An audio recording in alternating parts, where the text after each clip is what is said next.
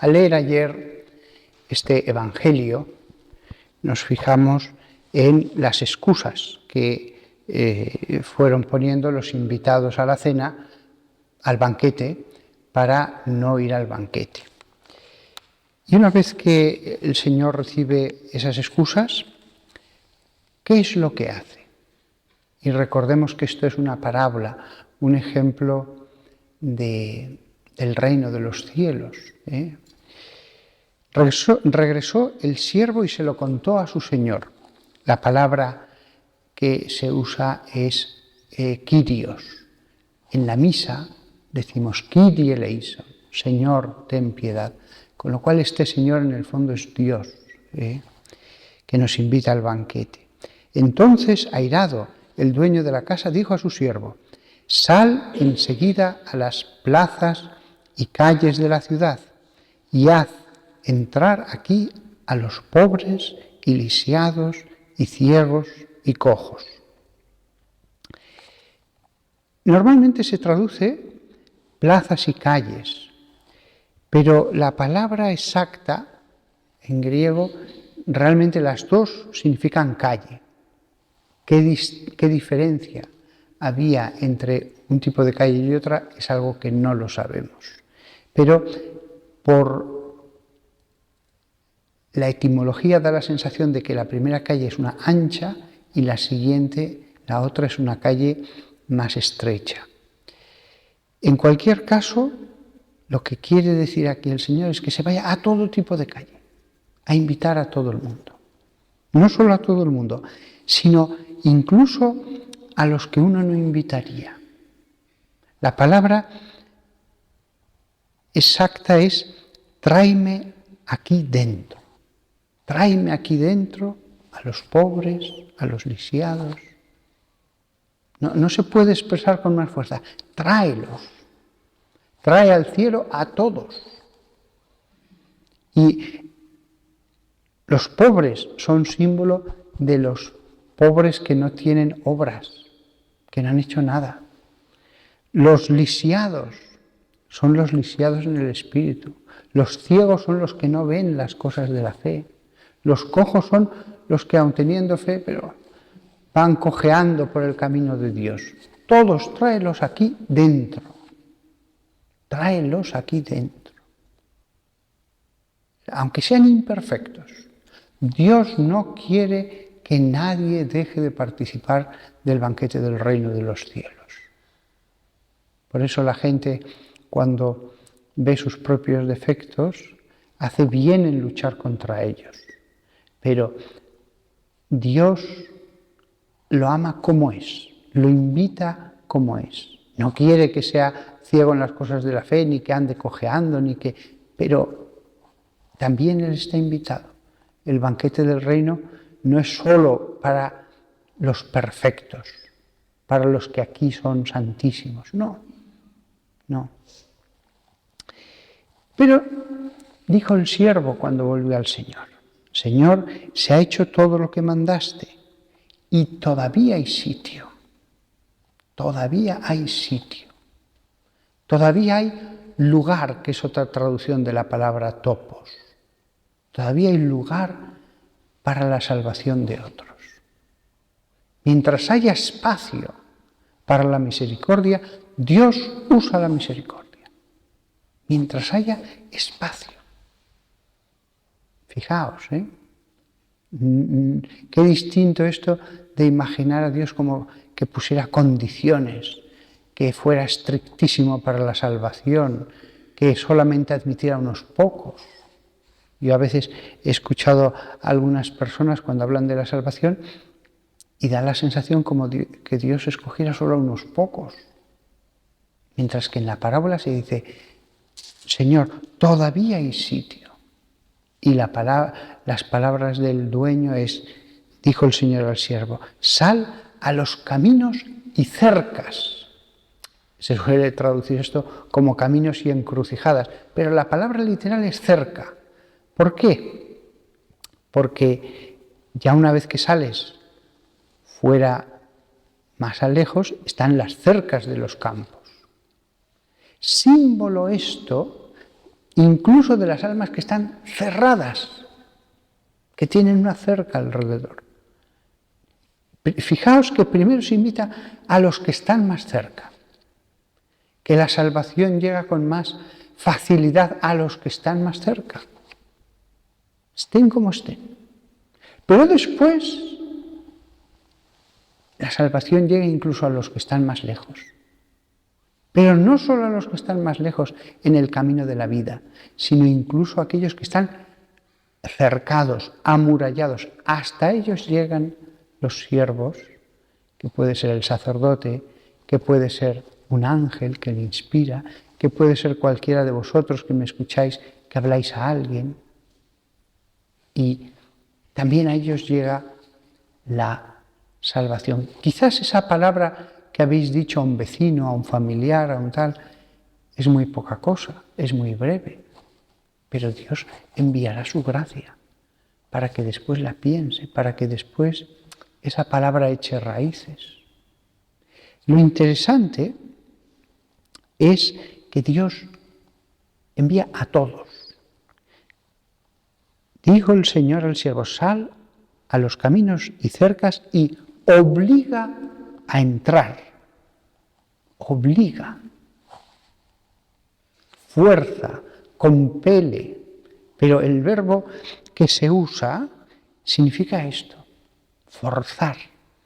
Dios fuerza la salvación. Es que este está muy cerrado, es que este ya no quiere saber nada de la religión, ni de Dios, ni de...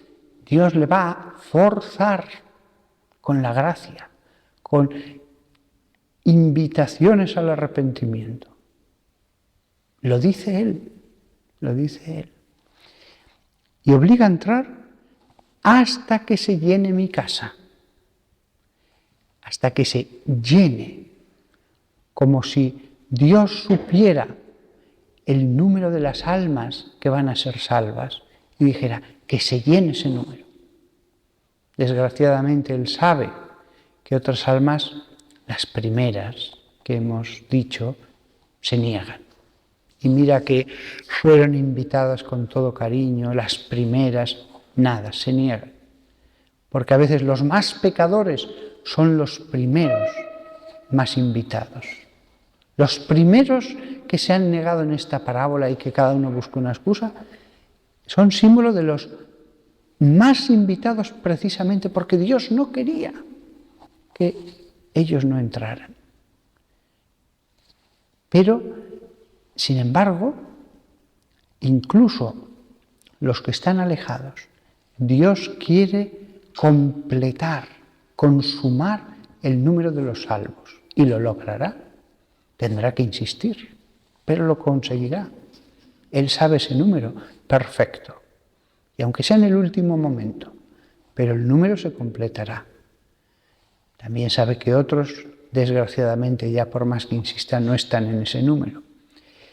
Hasta que se llene mi casa, Dios quiere tener consigo a todas las almas que ha creado. Dios quiere que su casa se llene.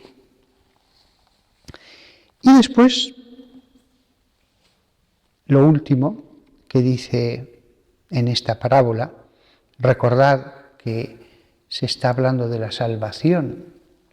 Son palabras tristes después de esa misericordia, después de ese insistir, dice Dios.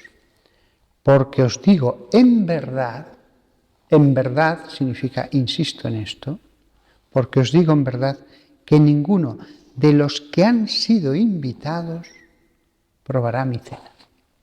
Es decir, aquellos que han sido invitados y que finalmente resisten, Dios al final dice, en verdad os digo que no probarán mi cena. Yo ya he hecho el máximo que podía hacer. Yo he llegado al máximo, allí donde hubiera lugar a la misericordia, he llegado al máximo, hasta llenar el número de los salvos. Pero incluso yo sé que hay un número que ya puedo hacer lo que quiera, que se van a negar de forma absoluta. De forma absoluta. Ya no es una cuestión de invitaciones, de volver a enviar mensajeros. Se han cerrado, se siguen cerrando. Nosotros lo vemos a veces. Hay personas que se cierran totalmente a nuestras invitaciones al perdón, al amor. Lo que pasa es que aquí en la vida nunca sabemos si a lo mejor a la vez número 300 va a ceder. Pero Dios sí que lo sabe. Y Dios nos dice esto. En verdad, porque os digo en verdad, que ninguno de los que han sido invitados probará mi cena. Probará, saboreará, significa también ese verbo griego. Aquí, si os fijáis, esta parábola acerca de la salvación se completa con unas palabras del Evangelio de San Juan, cuando dice, la causa de la condenación consiste en qué. ¿En qué consiste la causa de la condenación? En que la luz vino al mundo y los hombres prefirieron las tinieblas a la luz. Es decir, no es Dios que condena, es que habrá hombres que finalmente preferirán las tinieblas a la luz. ¿Cómo se puede rechazar la invitación a un banquete, a la felicidad? Lo dice San Juan, y los hombres prefirieron las tinieblas a la luz porque sus obras eran malas. Porque sus obras eran malas. En efecto, quien obra el mal odia la luz y no va a la luz. Fijaos, desde esta visión de la parábola, no es Dios el que tortura en la condenación, no es Dios el que hace sufrir, es el invitado que se excluye. La felicidad está dentro y yo me excluyo. Y claro, cuando yo me excluyo de eso, me sienta mal que los demás se lo pasen bien, me sienta mal cuando dicen que fue fantástica esa cena, etc. Me da rabia.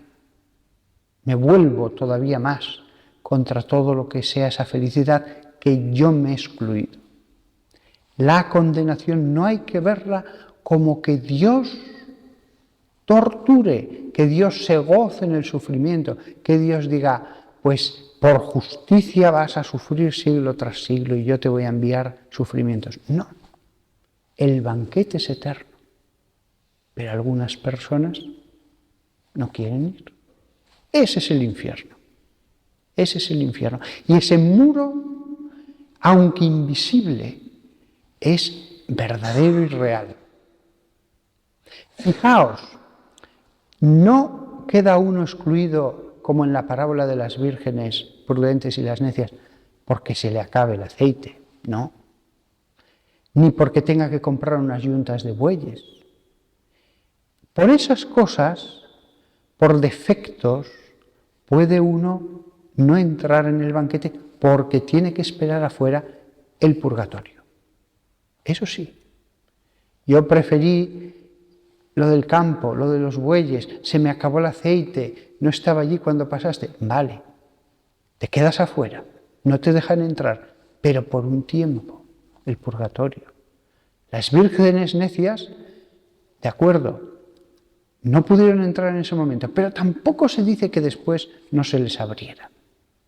Lo que excluye definitivamente de este banquete es el hijo pródigo, que no quiere volver a casa nunca. Eso sí, eso sí.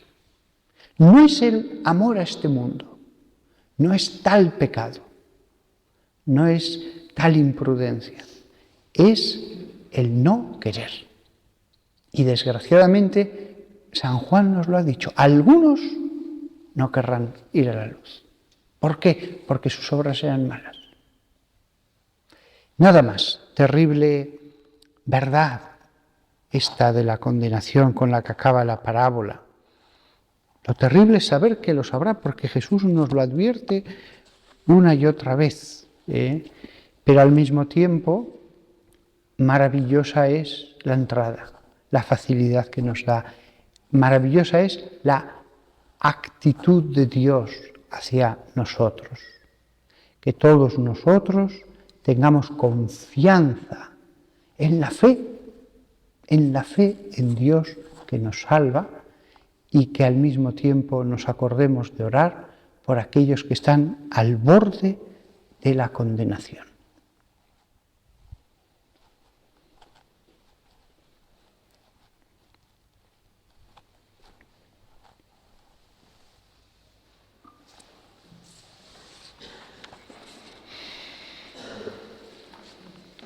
Creo en Dios, Padre Todopoderoso, Creador del cielo y de la tierra.